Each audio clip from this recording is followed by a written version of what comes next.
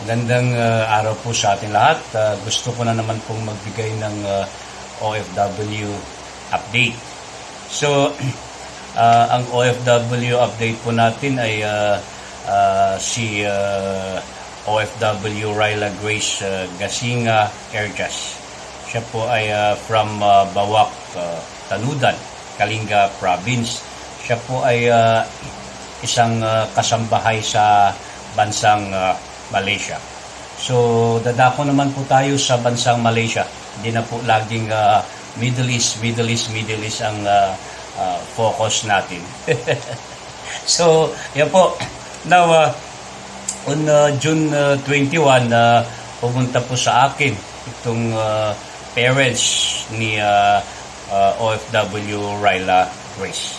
At yan po, sinabi po nila yung problema ni Ryla Grace at ayon po sa kanila ay mag 10 months pa lang itong si OFW ay nakaranas na po siya ng mga problema sa kanyang employer. So, ang first na problema ay 3 beses po siya na inilipat ng employer. So, yan po ay yung tinatawag nilang multiple employer o yung palipat-lipat po ng employer.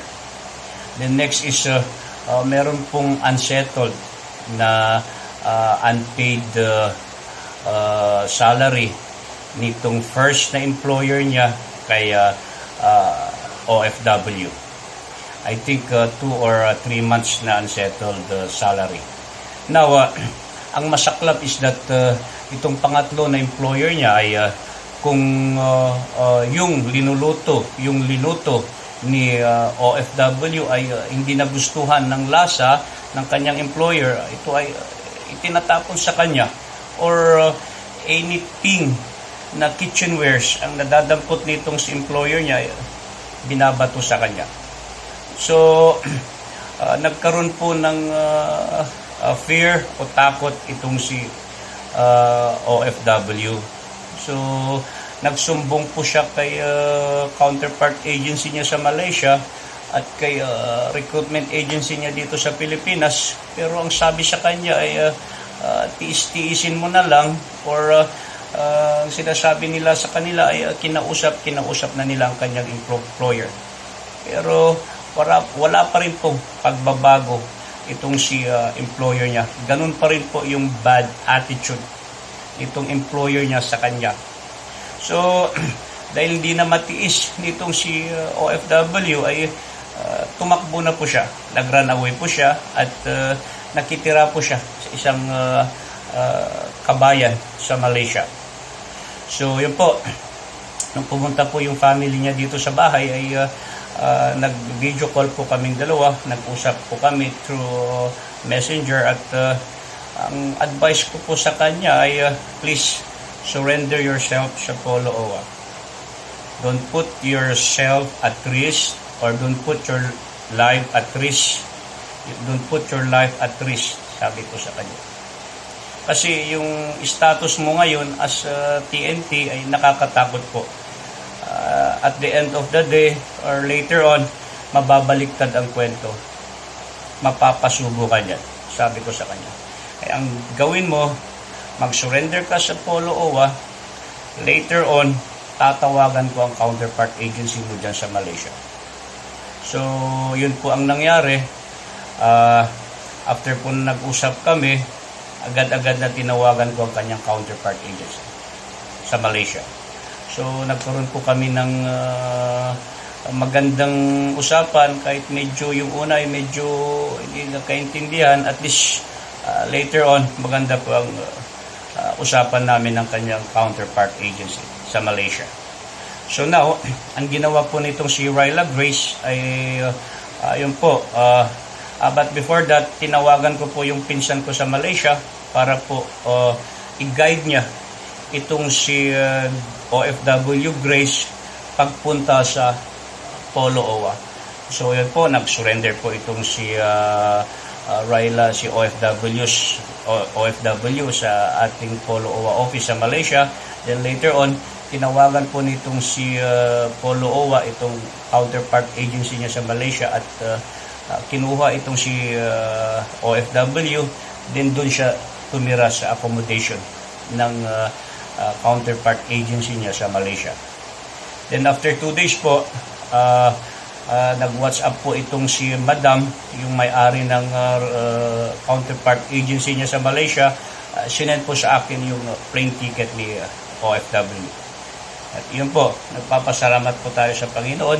At least po, nakauwi na po itong si OFW Ryla Grace dito sa Kalinga. So yun po yung OFW update natin. Maraming salamat po sa ating lahat at sa Panginoon dahil another job well done, another mission accomplished po. So yun po, maraming salamat po sa ating lahat. God bless us all. Matagot ako Kolosan.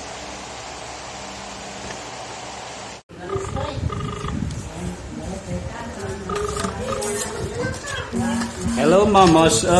Did you receive my the documents that I sent to you? Sir, you just check the WhatsApp there. Then you can go to Yes, ma'am. Come again. just contact the WhatsApp number that you check the Okay. document. Okay. They will handle this case for you, sir. Okay. So. Okay. Okay. So the WhatsApp number that you sent to me was the The person in charge, the person in charge sir. to your agency, right? Okay.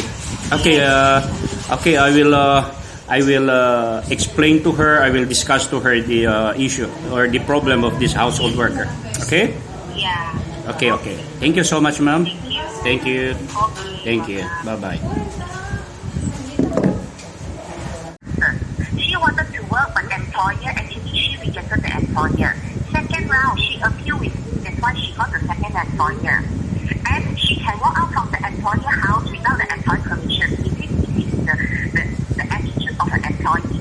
You are there in people house, and then she just walk out from the employer. The employer call, where are you? Please wait.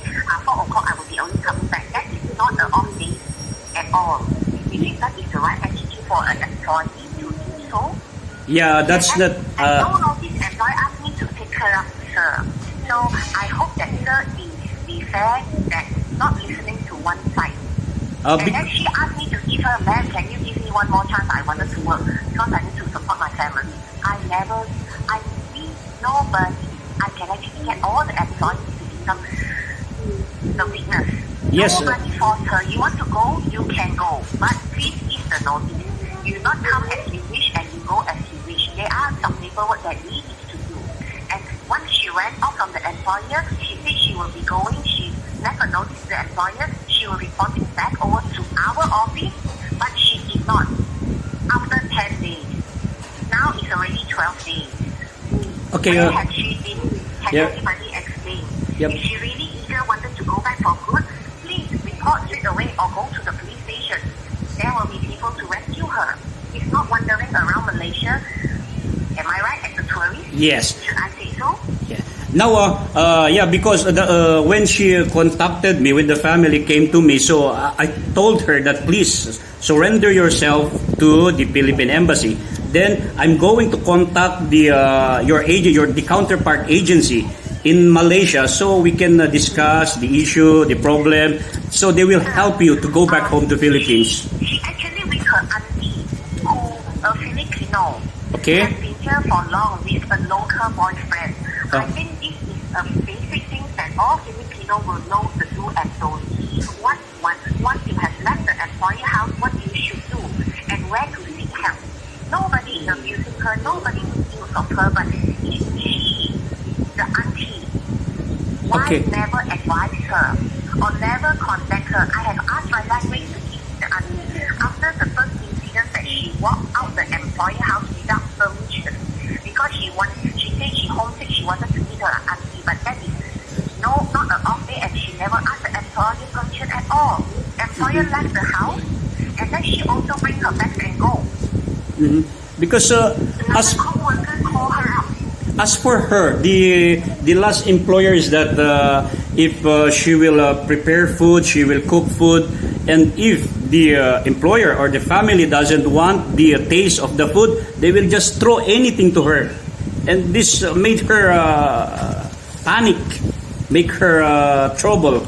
So she did that way to run away, and the problem is that I told her. Yes, the handphone to contact me too, sir. Yeah, but I think that's to myself, but it's okay, sir, because you're calling me from overseas call. I don't want to actually to hold up your time, sir. Yes. I will liaise with the welfare officer in Kuala Lumpur. yes, much better. Okay, so please. I know that you have already done your best. Yes, and yes. they